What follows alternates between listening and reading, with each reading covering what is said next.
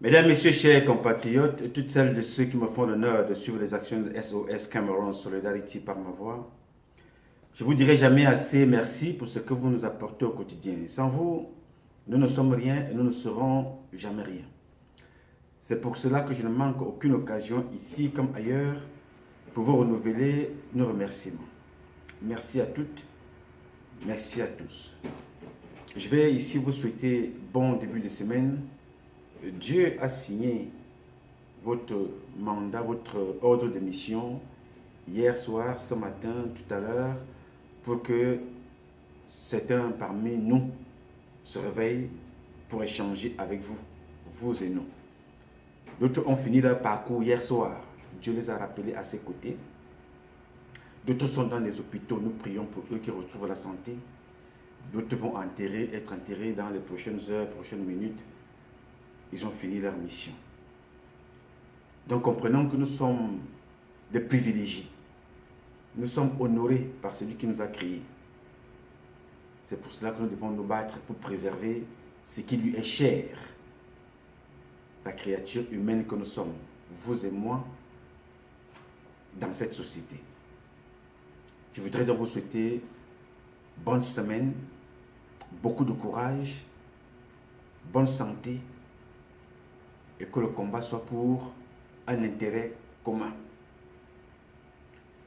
Je veux ici ce matin vous parler d'une situation, d'une interrogation. C'est une interrogation.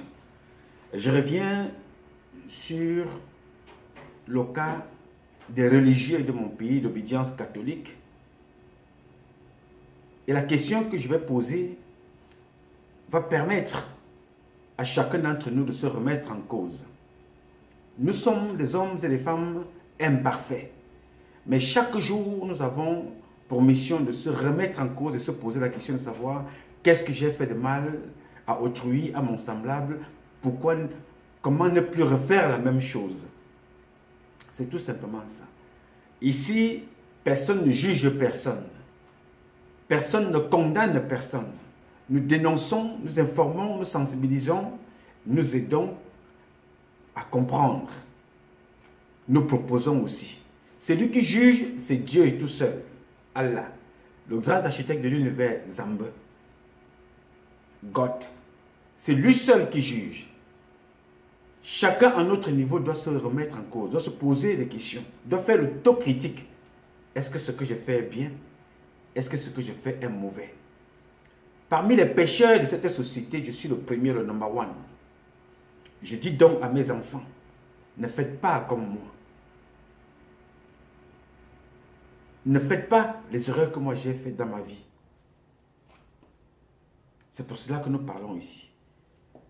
Alors le message d'aujourd'hui interpelle ceux qui se reconnaissent dans le combat que nous menons, ceux qui se remettent en cause, ceux qui s'interrogent, ceux qui veulent essayer de construire une société pas parfaite, mais avec moins de crimes, surtout des crimes volontaires, des crimes prémédités, doivent se remettre en cause. Alors la question que je veux partager avec vous aujourd'hui se pose concerne en particulier nos compatriotes de l'Église catholique, d'obédience catholique. Alors cette question-là est la suivante. Abel Njomon, prêtre, doyen de l'Université catholique de l'Afrique centrale à Yaoundé, avait-il assassiné la jeune dame mariée Njing lors d'une aventure sexuelle dans un hôtel? Point d'interrogation.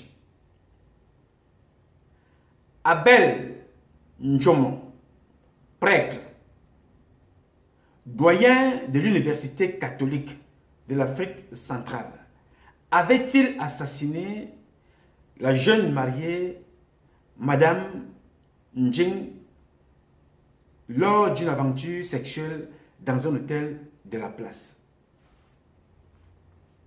C'est une bonne question. Avait-elle trouvé la mort accidentellement lors de cette aventure? Avait-elle été assassinée comme Anya avait été assassinée aux États-Unis?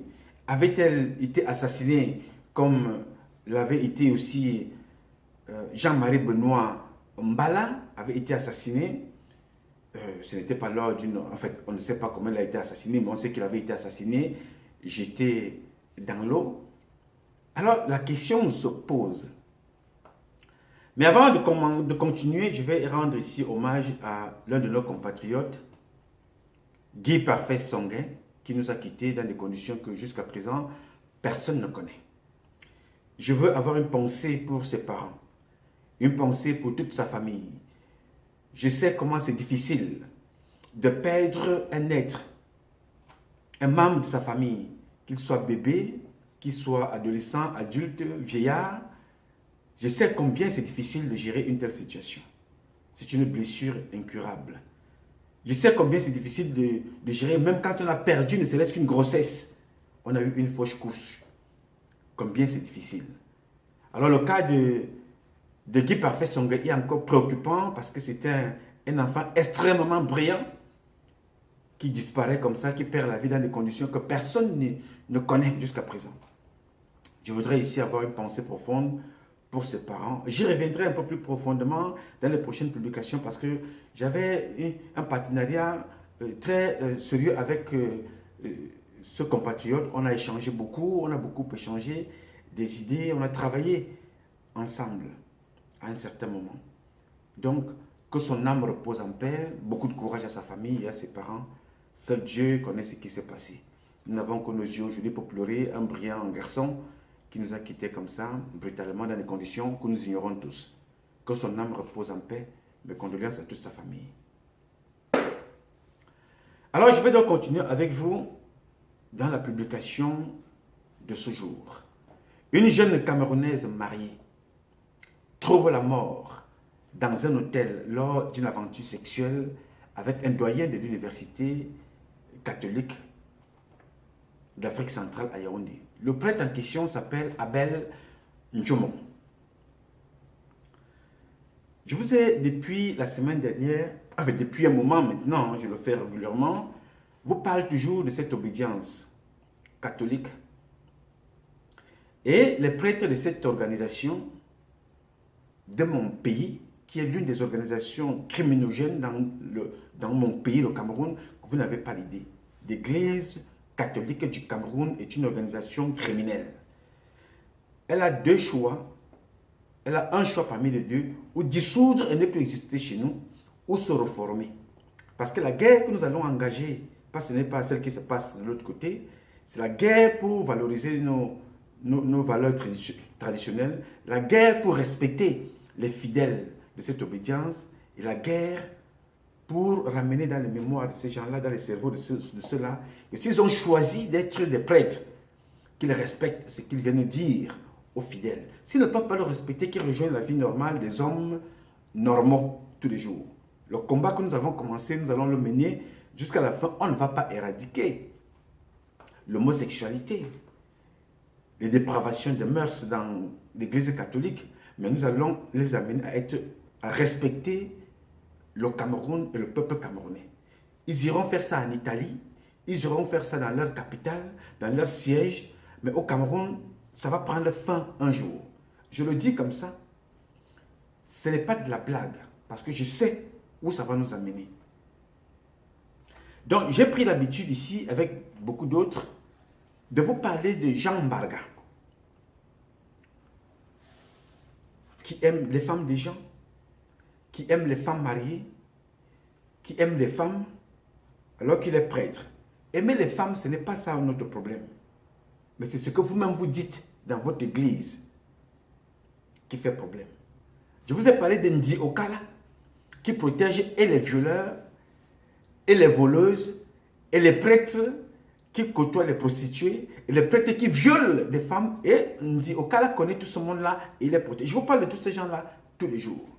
Je vous parle d'Albert Ndjana, un criminel qui a tué une maman de 73 ans avec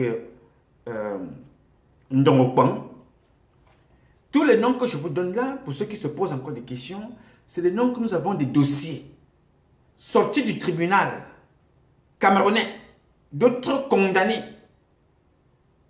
Ce n'est pas ma vérité à moi. C'est votre vérité. C'est ce que vous vivez au quotidien. Et vous me l'envoyez ici. Ndongokbang, un prisonnier condamné à plusieurs années de prison. Une affaire qui concerne Adalbert Ndjana. Martin Belenga Boutou. Grégoire Ouona et le nom apostolique de l'époque. C'est un dossier épais comme ça. Il y a eu des condamnations. Donc quand je prononce le nom de quelqu'un ici, que je ne connais pas, qui ne connaît pas, je me base sur les dossiers qui nous sont présentés. C'est en fonction de ça que nous travaillons. Après avoir mené des mois et des mois d'investigation. Quand on vous parle de Marcel Zanga, ça se passe en Balmayo. Vous le connaissez, marié, père d'enfants. Quand on vous parle de Ouonadeni, qui a violé une dame à l'école, les écrits sont là, les plaintes sont là. Les photos sont là, parce que ces gens-là, dans leur téléphone, ils filment leurs actions. Quand vous parlez de Mbida Douglas, oui, bon, qu'il me pardonne, Mbida Cosmas, tu es 15 enfants dans l'oignon. Qui est Mbida Cosmas? Mbida Cosmas, c'est le frère du chef d'état-major particulier de M. Biya, un autre criminel économique, criminel de vies humaines. Ils sont parentés. Leur oncle s'appelle Atanga. C'est lui-là même que la télévision française était venue interviewer. Parce qu'il avait fait fuir des pédophiles à qui il confiait les petits enfants pour être violés. Là, ce n'est plus Patrice Nouma, c'est la télévision française, France 2, qui avait fait ce documentaire-là. Avec une lettre qu'il avait lui-même écrite à Tanga, demandant au Vatican de faire fuir rapidement les prêtres pédophiles et violeurs, sinon la justice camerounaise va s'en charger de les interpeller. Les éléments sont là. Les Ambo-Bétrans, les Bayemi Aubala, les Emma Otu. Voilà des gens qui sont des éternels étudiants jusqu'à 115 ans. Emma Otu, lui, il est toujours étudiant jusqu'aujourd'hui. 115 ans presque, parce que les gens là qui sont nés verts. Et c'est lui qui est le relais de tous ceux qui deviennent des homosexuels. Il faut les trouver des écoles là-bas. Les Marcelin Zangvondon, mariés officiellement. Tout le monde le sait. Alors, quand je vous parle de ça, je prends toujours des précautions d'avoir des éléments d'accompagnement qui peuvent nous permettre de défendre un jour devant la justice camerounaise, la justice internationale, pour dire, bon voilà, nous avons été conduits en justice, on nous a porté plainte. Voici les éléments que nous avons ici. Alors, me placer ici devant vous, ce n'est pas pour salir, dénigrer ou insulter, c'est d'abord, j'interpelle Dieu.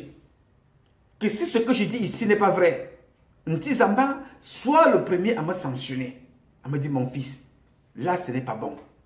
Mais si ce que je dis ici est vrai, je demande également au Tout-Puissant, Maître de l'Univers, de continuer à nous éclairer, à sensibiliser ces brebis, à sensibiliser ces créatures qui sont nos semblables,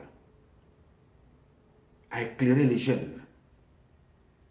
Alors, quand je vous parle de ce qui se passe, ce n'est pas parce que ces gens-là n'ont pas le droit d'aimer les femmes, mais c'est ce qu'eux-mêmes nous disent. Ce sont les destructeurs de foyers.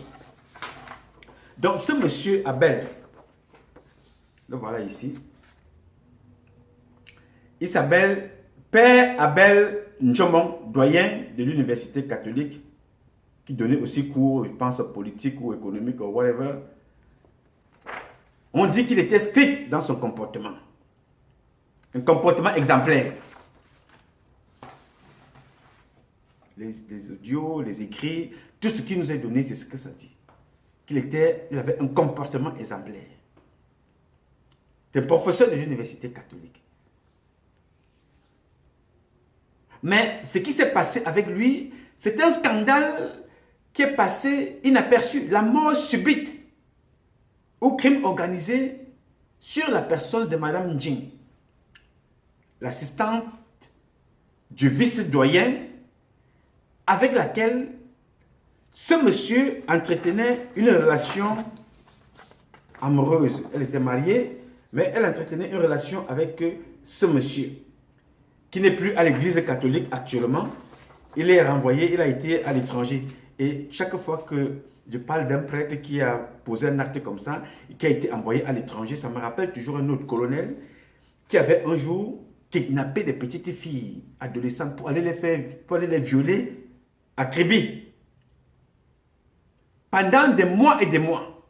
Alors, quand les autorités ont pris l'affaire en main, le ministre de la Défense de l'époque, Rémi Zemeka, avait vite fait d'envoyer ce monsieur-là en Chine, le temps que l'affaire meure, qu'on n'entendait plus parler.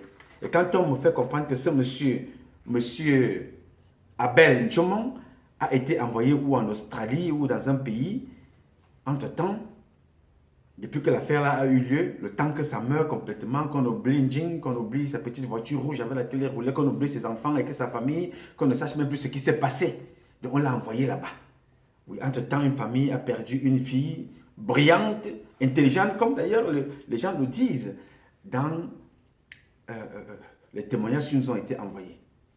Alors, qu'est-ce qui s'est passé dans cet hôtel? Personne n'y était. A-t-elle été victime d'un AVC?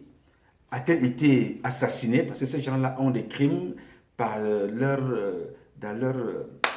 leur organisation satanique. Ceux qui rejoignent des organisations sataniques. Avait-elle été assassinée? Mais tout ce que nous savons, c'est qu'après ce monsieur a porté le corps, il est allé déposer dans un hôpital, il a abandonné et il est parti. On n'a plus jamais entendu parler. Jusqu'aujourd'hui. Oui, monsieur. Voilà un prêtre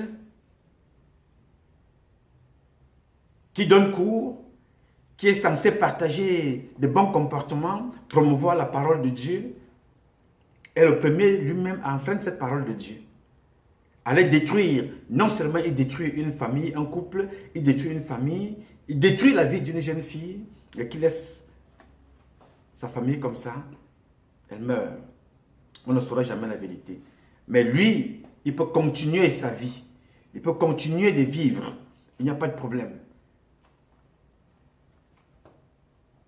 Alors quand on pose cette question-là, ce n'est pas qu'on pose la question parce qu'on a un problème, mais c'est que des cas comme le cas de Mme Jing sont multiples, nombreux au Cameroun. On tue des bébés, dans la famille on dit non, ne parle pas. On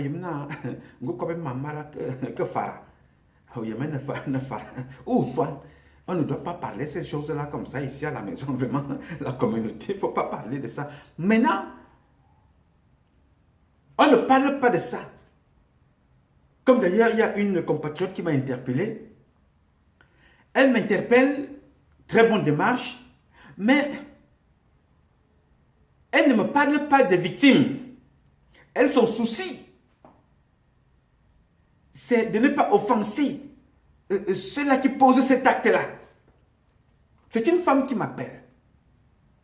Bien évidemment, je ne vous donnerai pas son nom, parce que ça reste dans le cadre privé. Il m'interpelle pour me proposer une autre démarche aussi, afin d'arriver à sensibiliser ces gens. Mais elle me dit, mais à force de les exposer comme ça peut les radicaliser à ne pas s'arrêter. Écoutez le raisonnement de cette compatriote. Je lui dis, mais madame, mais vous me parlez là, moi je pensais que vous allez me parler de l'état psychologique des enfants. Vous allez me parler de la situation de ces victimes. Vous allez me parler de comment est-ce que nous pouvons faire pour sortir de là. Mais vous vous souciez plutôt de ceux-là qui posent des actes, détruisent les vies des enfants. Vous voyez donc à quel niveau ce truc-là, ce comportement-là sont entrés dans le quotidien de nos parents. Nous avons des victimes, nous avons des bébés, nous avons des adolescents. Quand je te parle de bébés, vous vous souvenez que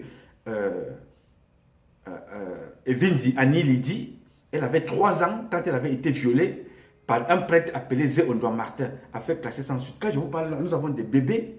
Mais cette dame qui m'appelle, qui est bien évidemment une mère d'enfants, ne me parle pas de l'état psychologique des enfants, mais vient plutôt se plaider pour ceux-là qui posent des actes, qui violent. Mais je n'ai pas hésité à lui poser la question à Sita. Est-ce que toi-même tu es une victime de ces gens-là, ou tu fais partie de la bande? Je lui ai posé cette question. Parce que moi je n'arrive pas à comprendre qu'une personne, bon, elle peut me parler de ça. Bien. Mais j'aurais aimé qu'elle me parle de la situation des victimes, de la situation des enfants, de la situation de ces petits enfants-là, de ces femmes, de ces foyers qu'on détruit tous les jours. Mais non, elle m'a plutôt parlé de la radicalisation de ces gens-là, qu'ils peuvent continuer comme ça, se radicaliser, en se disant, ok, comme je suis déjà exposé, bon, tant pis, bon, moi je continue. Je lui ai dit qu'il y avait un comme ça au Cameroun. En fait, ils sont plusieurs, mais il y avait un que je connais le plus, il s'appelait Martin Bellinga Eboutou, qui n'était pas prêtre, mais qui était le patron de tous ces gens-là au Cameroun. Et comme il pensait aussi que, à force de parler, ça pouvait le radicaliser. Bon, aujourd'hui, tout le monde connaît où il se trouve. Il est certainement quelque part en Inde, en train de vendre des tissus wax, parce que quand ils posent ces actes-là, ils sont convaincus qu'ils sont éternels. Il ne leur arrivera rien. Aujourd'hui, nous connaissons là où il se trouve. Aujourd'hui, nous connaissons l'image que ça donne à leurs enfants. Alors, je voudrais ici vous dire que la démarche que nous avons, c'est de chercher à comprendre qu'est-ce qui s'est passé. Pourquoi est-ce qu'on a caché la mort de cette femme? Qu'est-ce qui l'a tué? Que M. Abel Ndjomon réponde un jour devant la justice des hommes. La justice de Dieu, c'est sûr, il va répondre. Et je suis tellement convaincu que j'ai dit à cette dame-là que quand vous voyez le Vatican se lever aujourd'hui, demandez qu'il y ait justice sur des gens qui se plaignent des viols, des abus depuis des décennies. Ça a pris beaucoup de temps. Ça a pris énormément de temps. Les gens ont été assassinés parce qu'il ne fallait pas que la vérité sorte. Il y a aujourd'hui des gens qui ont 70 ans, qui viennent témoigner de ce qu'ils ont connu dans certaines églises. Il y a des femmes qui viennent témoigner dans ce qu'elles vivent tous les jours. Il n'y a pas que ces hommes d'église, ces enfants victimes des hommes d'église. Il y a aussi les sœurs dans des églises catholiques qui sont victimes d'abus sexuels, qui sont victimes des abus comme ça tous les jours, mais ne peuvent plus parler parce que si elles essayent, elles sont assassinées tout de suite. Alors, je suis convaincu qu'il y aura justice un jour.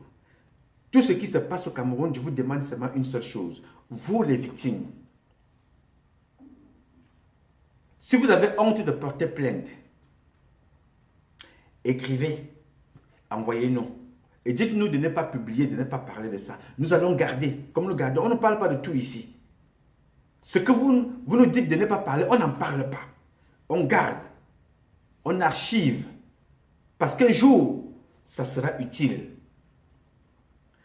Quand je parle de ça, je vous parle de ça en pensant à la femme de Mbaragombois, qui m'avait dit un jour, mon jeune petit frère, garde les éléments que je te donne. Ces éléments-là vont servir un jour, quand le gouvernement changera pour aider les prochaines générations. Je suis moi-même l'une des responsables d'avoir perpétué ce comportement.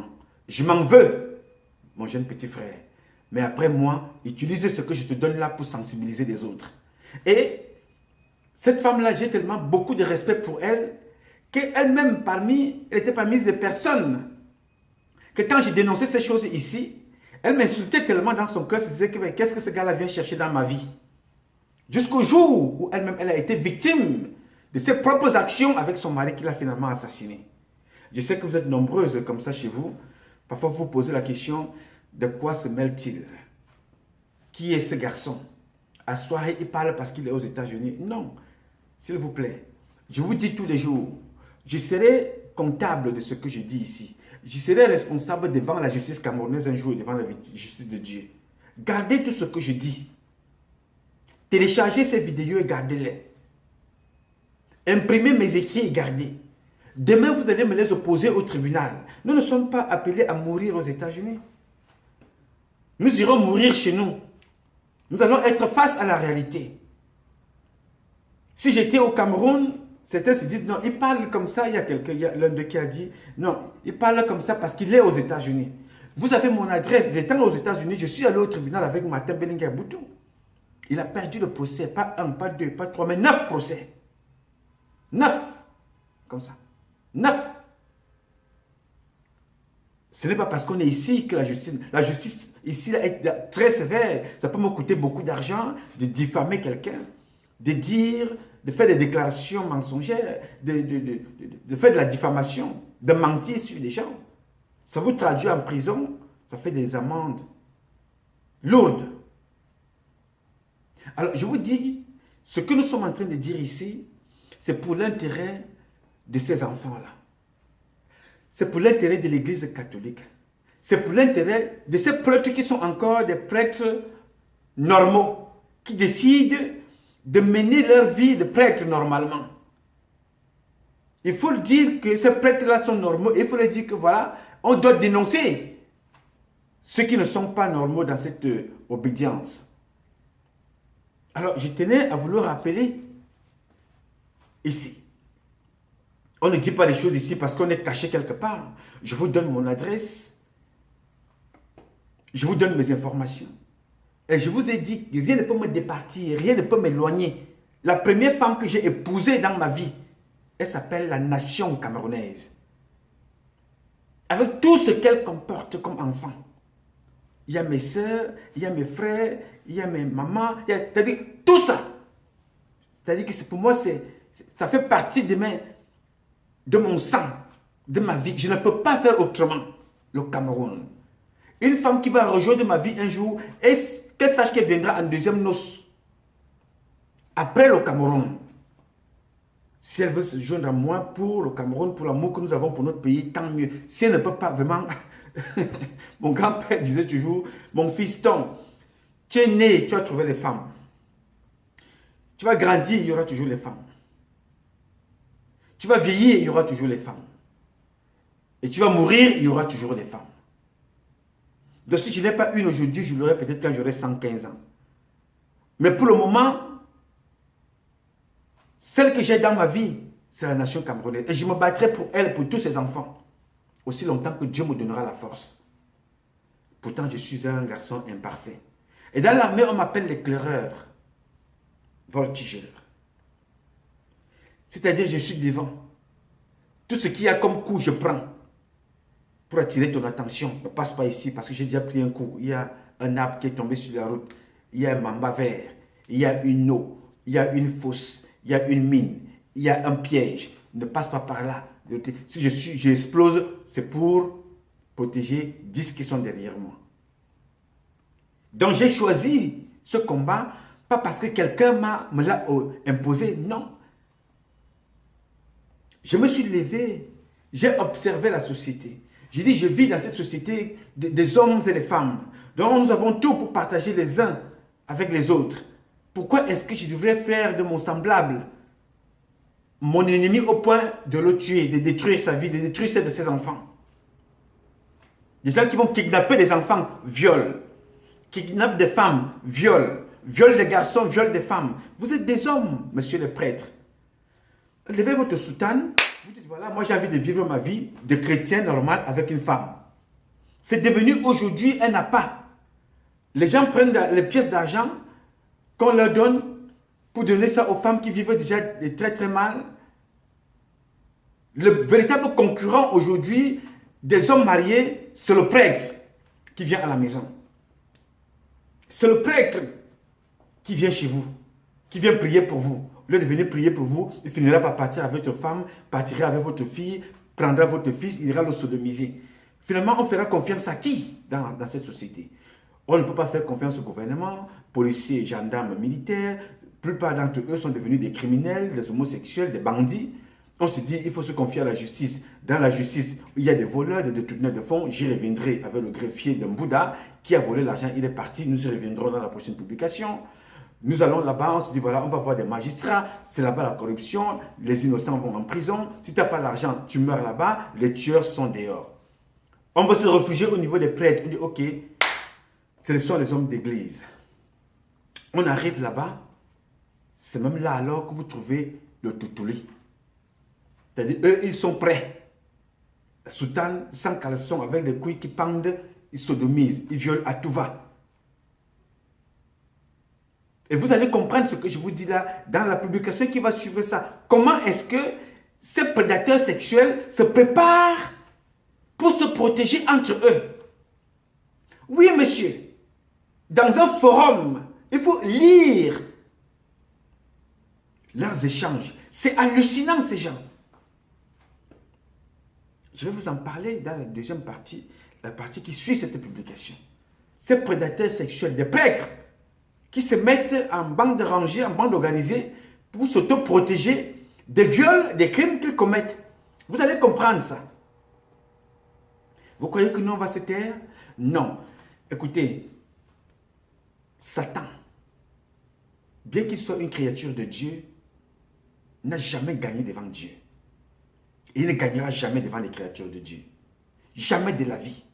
Vous êtes des démons, vous allez demeurer des démons. Nous allons vous combattre avec la plus grande énergie. La dernière et la première énergie. Nous allons utiliser toutes ces énergies-là pour vous combattre.